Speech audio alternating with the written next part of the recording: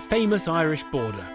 This bridge marks the divide between the North and the Republic, and you can see the problem. It's open, too open to now obstruct. And there's an awful lot of it, 300 miles, over 200 crossing points. I remember when there was barriers across here. Barriers across here? Yeah. You can remember that? Okay, surely. Yeah. So this road was shut? This road was closed altogether.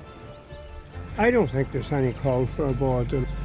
If they put a border in, it'll blow her up this time again. Do you think they will? Because the people have been saying that, you know. All will, surely. It's not just an idle threat. No, they're sick of them. Border country, near the Northern Irish town of Warren Point. But this is no longer a border in the usual sense. Normally, borders make nations. Control of a border equals control of your taxes and regulations. One can find relics of borders past here. The border says who can come in, what can come in, and at what price. Take back control could be said to mean have a border. Here, that's all gone. There's no control here. So the challenge is quite simple. A lot of people voted for Brexit so that the UK could go its own way and do its own thing, which requires a strong border. And yet at the same time, whether it's in Dover or Hull or here, we want as little border as possible. Really hard to reconcile those two desires. But the north-south land border is not the only reason Ireland has for wanting Britain to avoid imposing border controls. There's a second border to think about, one that dominates Ireland's trade flows. This is the port in Dublin. Basically, Brexit is really annoying for Ireland. At the moment, the country is in the EU Single Market and Customs Union, a zone that extends continuously all the way over there to Eastern Europe. They refer to Britain here as the land bridge to the rest of Europe. Now imagine a really hard Brexit. Well then, to get things from here to Europe, they have to go through customs to get into the UK, and then through customs again to get back into the single market from which they started. Instead of being a land bridge, Britain becomes an obstructive piece of rock, getting in between Ireland and the market it increasingly feels is home. We're already seeing major shipping lines deploying brand new capacity on direct routes from Dublin to continental Europe. Here's how Ireland is preparing, commissioning new ships, a Brexit buster like this that'll go to mainland Europe direct. People are simply going to say, not worth it, just not worthwhile, and it'll go on to the longer and slower but more dependable direct routes to continental Europe.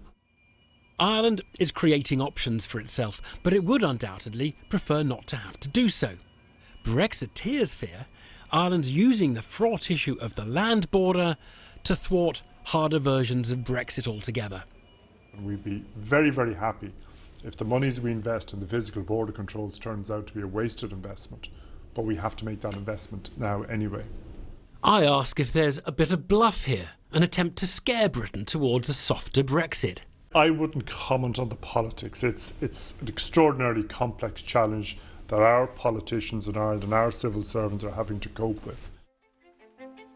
The EU have a backstop plan for the border. It won't help the port because it puts a border in the Irish Sea between Britain and Ireland north and south, which takes us to the third border in this relationship. Away from the land border, up near Larne in the top right of Northern Ireland, you can see Britain, the Mull of Kintyre. The historic connection is alive and well. There's even talk of building a bridge. Do you feel closer to Scotland? We're Ulster Scots anyway, so we are. You consider yourself? Oh, aye, Ulster Scot. And do you think they'll ever build a bridge there? It doesn't look that far away from here. No chance. Look at it, 20 miles. And up here, the problem of the border is one for others to solve. Somehow, anyhow. Do you think they can get away with number plate readers or cameras? Do you think they can get away with that? Unnecessary expense. I mean, we've just been down there. Do you accept the idea it's going to be hard to have some physical border there, some infrastructure at the border? Virtually impossible now, and I don't think it'll be acceptable to anybody. People are saying it's going to stop Brexit or get in the way of Brexit. Well, I don't see how Brexit should be on the go now. It should be ready to go now and get on with it and then see what happens. Get on with it first and then we'll see what happens. But the people voted and you can't change it. So let's take a minute to take stock of the potential outcomes here. And essentially, we're trapped between a fundamental choice between the hard and soft versions of Brexit. The Brexiteers' dream and the Brexiteers' nightmare. The dream is a hard Brexit, but it would involve a border.